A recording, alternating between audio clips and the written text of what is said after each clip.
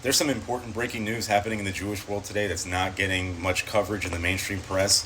A lawsuit was filed on behalf of the families of the victims of the October 7, 2023 terror attacks by Hamas in Israel.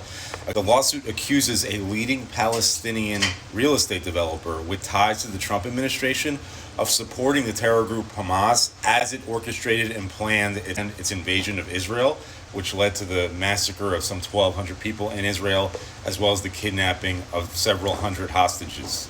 The lawsuit was filed in Washington, D.C. federal court on Monday. It alleges that Bashar Masri, who's a well-known businessman, he's an ally of the Trump administration, he knows Trump, he owns several properties in Gaza that the lawsuit alleges Hamas, quote, used to construct and conceal, end quote, its tunnel network, end quote, store and launch its rockets into Israel.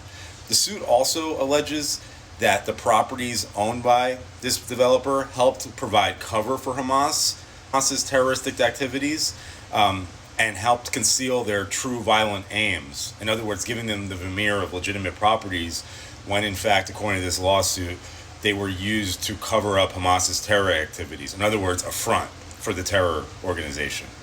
And the lawsuit states that it was specifically used as a front to help plan and execute the October 7 terror attacks on Israel. Importantly, among the plaintiffs who filed suit in D.C. yesterday are the family of Hirsch Goldberg Polin. You'll recall he's the American-Israeli hostage who was murdered by Hamas in Gaza. Other plaintiffs in this case include Yechiel Leiter, the Israeli ambassador to the United States, and Eyal Waldman. Waldman is an Israeli philanthropist. He's also a former business partner of this developer, Masri, and his U.S.-born daughter was killed at the Nova Music Festival on October 7th. You'll recall that's the music festival where innocent Israelis were dancing at a rave outdoors near the Gaza border.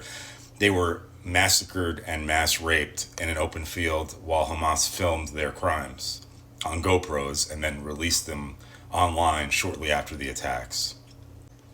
Bottom line, this lawsuit against Masri alleges that his companies, which are also named as defendants in the case, played a direct role in aiding and abetting Hamas in carrying out these attacks against Israel, which of course killed a number of Americans and led to the kidnapping of a number of American hostages, including one, Edan Alexander, who is still being held in the tunnels of Gaza.